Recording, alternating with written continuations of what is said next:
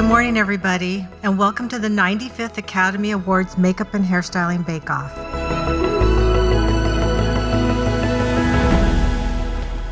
The first film we're going to look at is All Quiet on the Western Front. What's a day in the life of All Quiet on the Western Front? You get there, I figure, very, very early in the morning, and... Every day was like I started in the night and I finished in the night. We had like 200 soldiers every day. Then getting the boys ready, everyone with like wigs or facial hair, dirt, teeth, because we didn't want it to have the white teeth anymore. Then getting into our ninja clothes and marching to set, basically to the battlefield. And what you have seen in front of camera, it looked the same behind the camera. If you get an offer to do this movie, you know what it is. So it's not, I wasn't surprised. Yeah. And I have to say, the crew, starting from director, the camera, costume design, production design, they were amazing. It was such a collaboration of team. I think otherwise you can't do that kind of movie.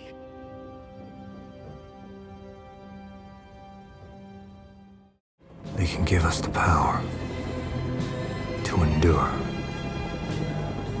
And the strength to fight. Certainly one of the standout makeups in the movie is the penguin. It's not a makeup. It's a complete and utter transformation of Colin Farrell. Can you tell me the genesis of how that character came about?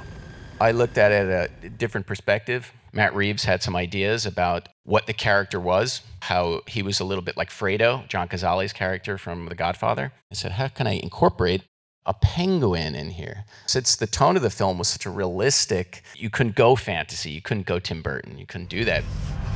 You know my reputation. So once we realized that we had the freedom to kind of make like the ultimate penguin that we were really excited to do, we then had to dial in that realism so that it fit in the movie, because none of the other actors in the movie are wearing prosthetics. I felt like it was kind of a culmination of all the makeups that Mike and I have done together over the past 10 years, and really like using almost every trick in the book that we could possibly think of.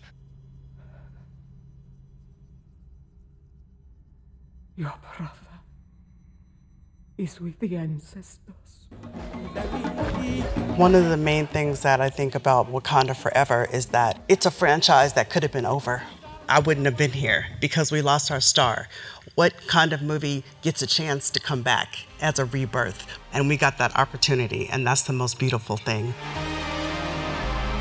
This movie was all about the women. You see, there's very few men in it. Actually, the main people are all about the women, and it's about their connection. And then we introduced a host of Marvel characters that you get to see. We were really lucky that we had the opportunity to resurrect an old civilization that hasn't been seen on camera in a really, really long time. And we got to create that in the Talacanil. They are a Mayan society, and we had a professor of Mayan studies who really helped us identify what the looks are and really understanding the culture in itself. Your future, Mr. Presley, blazing before you. Recording contracts, television, even Hollywood. What a great chance to create these two iconic characters. Well, one iconic character and then the villain of the piece. And although Colonel Tom Parker says in the film that he's not the villain of the piece, he definitely is. And then really the other bit was Elvis's progression. You know, the more Tom Parker got his claws into Elvis, it manifested in the way he looked, right through where he sings Unchained Melody several weeks before he passed away.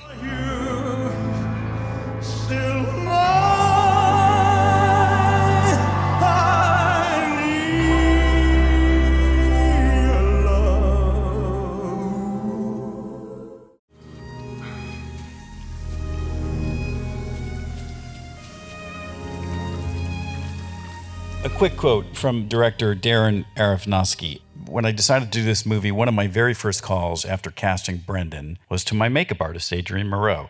I asked him, can we do something that's incredibly realistic? Because if it's not going to work or look phony, then we shouldn't do it. No pressure, that's the first thing. And then the next thing he said is that I want to do this in 5 weeks. And I was like, okay, 5 weeks, that's not a whole lot of time. He goes, well, by the way, we're going to see him nude. He's going to have short sleeves. He's going to have short pants. And then I implored him to give us more time. And rare things, he actually worked it out with production, and we ended up having 12 weeks to build the makeup. Darren had asked if we could have his hair very thin. And every day it was like, I would look at it, and I'm like, I think I need to make it thinner. And then also trying to be able to make it a progression to show his decline of having heart failure.